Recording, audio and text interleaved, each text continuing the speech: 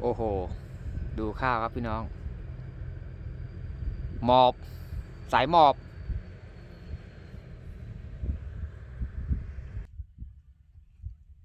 มาถึงก็จอดอยู่ตรงร่มครับเดี๋ยวเราไปดูกันไปสวัสดีครับยินดีต้อนรับเข้าสู่ช่องรถดำซิ่งดินด่วนครับช่วงนี้รถเกี่ยวก็ต้องเจอสภาพข้าวแบบนี้แหละครับล้มกันหมดแล้วครับข้าวยืนนี่น้อยครับรุ่นไหนเนี่ยแต่ข้าวสวยนะรวงข้าวนี่เม็ดข้าวแน่นเลย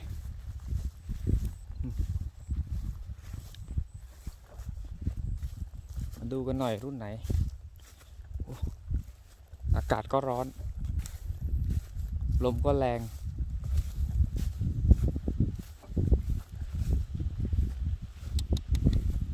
สิทธิ์เจริญการช่างรถสวย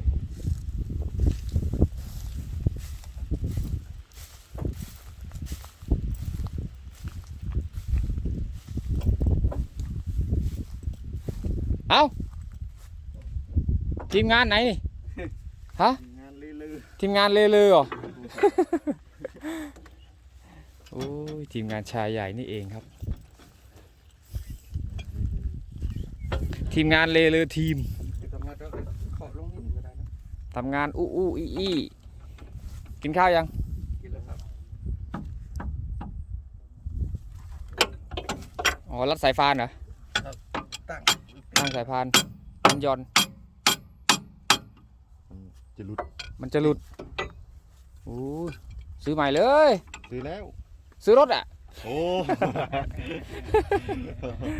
ซื้อรถใหม่ซื้อรถใหม่เลยรถใหม่ก็ซ่อมเหมือนกันแหละใหม่เก่าก็ซ่อมที่เรารถเกี่ยว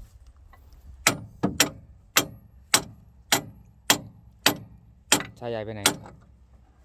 ไปที่แมคโครหรอไมโครทำงานบ่ทำงานอยู่ไหนไปทางไหนดูครับไปทางรถไฟอยู่แหละอยู่จ้างไปทางไหนไม่ใช่ตรงวัดอยู่วัดหนองไทรบ่ยังไงคายออกจะเอาตึงขนาดไหน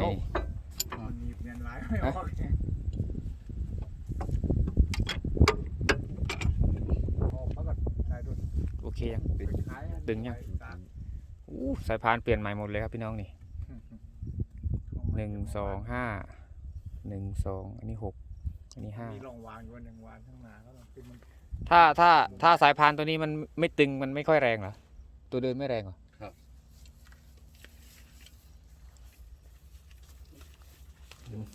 ลองดู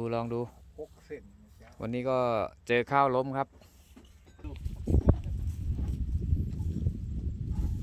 เอาสตาร์ท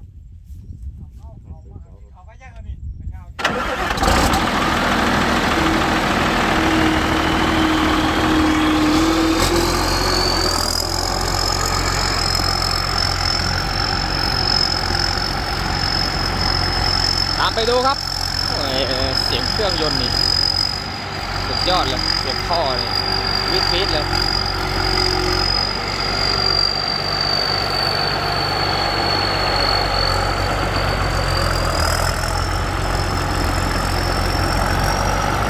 ทำ23ครับคันนี้เครื่องยนต์J5ครับเดินไม่ทันกันเลยพี่น้องโอ้โหควันดำ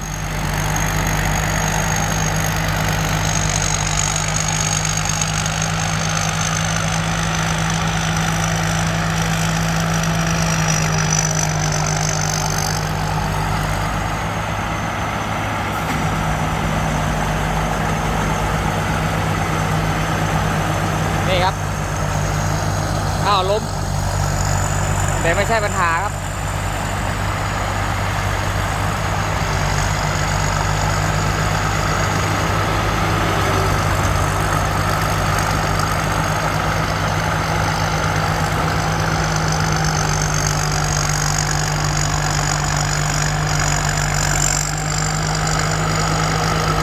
เดิน120ครับตัวเดิน12 HT โตน่าจะ45 ข้อครับไปแท็ก80 เซน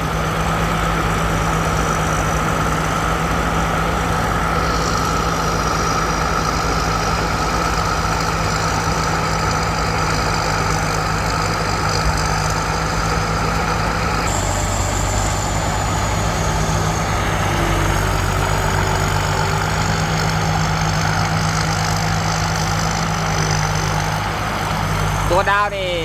ใช้ระบบยิงลมนะยิง PTO เหมือนยิงดัมเลยครับ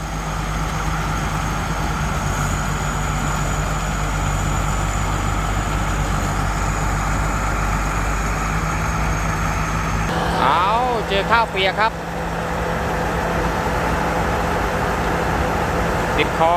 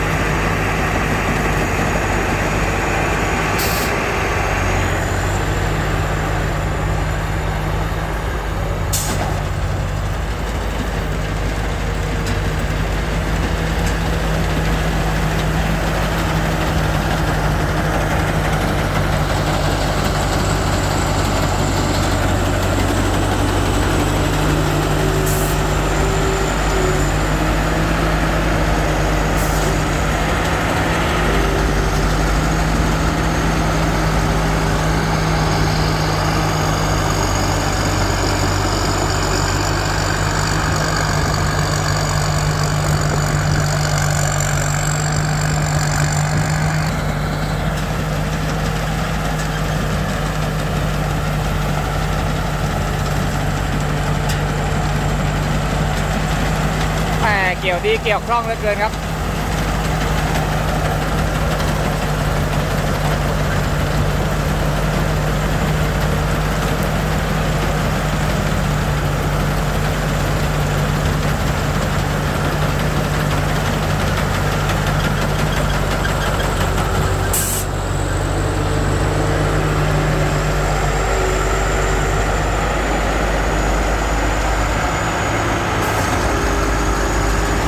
โซนนี้เกี่ยวไร่ละ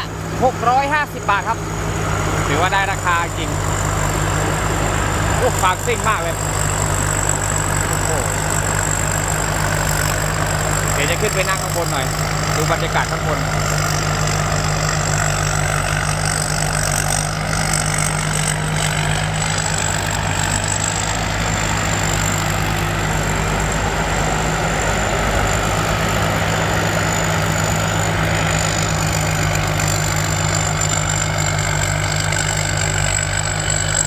ฝากยิงโคตรไก่เลย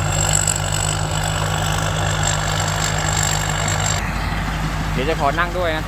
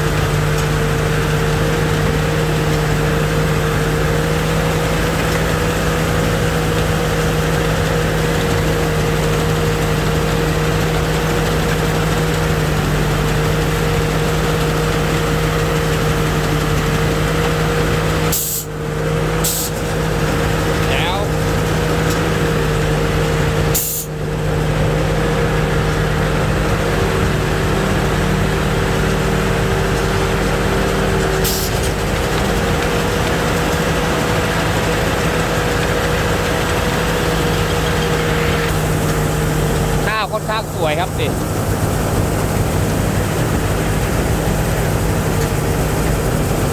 มีแต่ข้าวเลย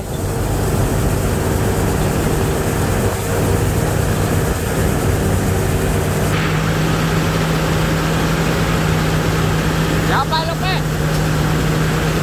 ขอขับหน่อย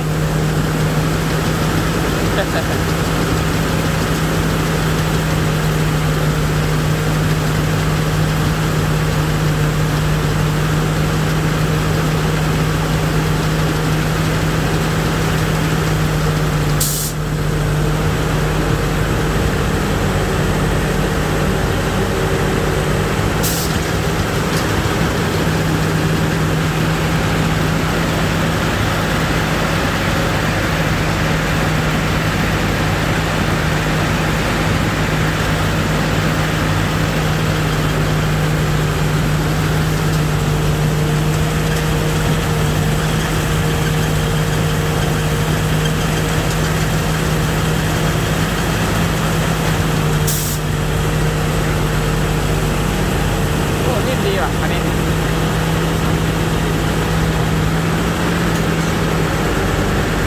กันนานแล้ว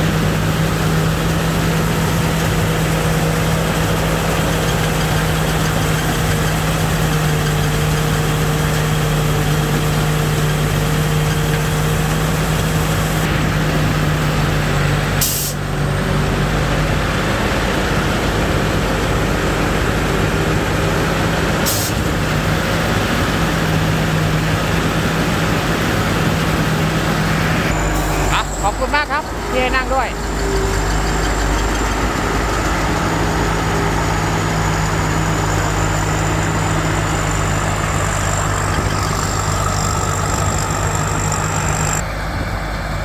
คันนี้บิ้วช่วงล่างหมดไปประมาณ170,000ครับ